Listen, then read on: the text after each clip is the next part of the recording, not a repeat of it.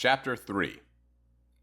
A TV plays a show called Morning Opinions with Ziff and Peter, a debate show focused on superhero-related topics.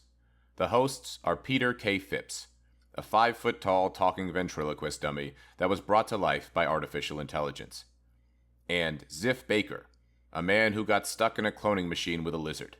He has the bipedal body type of a human and the scaly green skin of a lizard. A hologram of Coach Belovich appears behind them. Belovich is an average-sized man in his mid-50s with a graying crew cut. He wears tan khakis and a plain blue hoodie. His expression is hard, serious, and assertive. Peter says, "Belovich is washed up."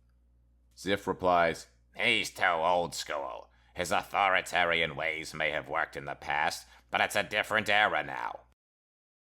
"He doesn't know how to work with modern villains. You can't just boss him around these days."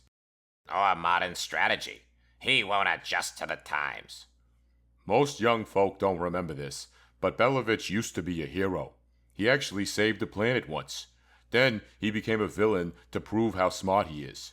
He used to talk about how he was going to conquer the planet, but so far, it's all been talk. Now he's tucked away in his evil lair, remembering the glory days." This broadcast is on in Belovich's office, in his secret evil lair. He pays the TV no attention. It's simply background noise. Instead, he watches film of superhero battles on his tablet, staring with absolute focus. Chapter 4.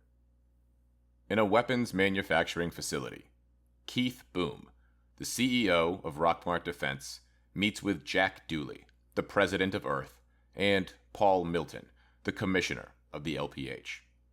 Keith is a slim, tall man in his early 50s with neat, short hair and speaks in a deep, smooth voice. President Dooley is in his late 40s. He's moderately handsome and speaks in a well-enunciated manner that almost feels rehearsed. Milton is a short, husky, balding man who wears glasses. Keith begins. "Thank you, Mr. President and Mr. Commissioner, for taking the time to visit us. It's been an honor to provide the Earthian military and the LPH with the tools they need to keep our great planet safe."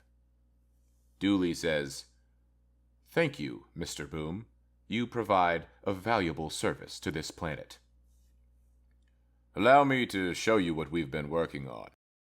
They walk into a room with participants wearing shooter's gloves, firing flying fists in a target range. "This is where we test out the fan favorite shooter's glove. Although it's been in existence for a while, we're always making improvements. The flying fist was designed to allow its user to literally throw a punch from a long distance, giving a whole new dimension to long-range combat. The added distance the flying fist travels builds momentum and increases power. From the right distance, it delivers a level of force greater than a punch from a champion heavyweight boxer, back when boxing was a thing."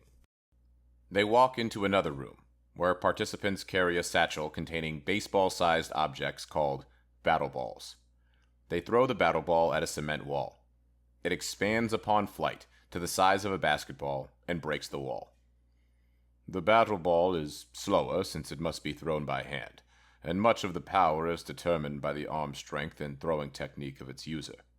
We extensively studied the great quarterbacks and baseball players of yesteryear to maximize power output and accuracy. Like the flying fist, it expands in flight but delivers much more power, an impact similar to a minor car accident." They walk into another room. A participant has a larger glove on their hand, which has numerous compartments.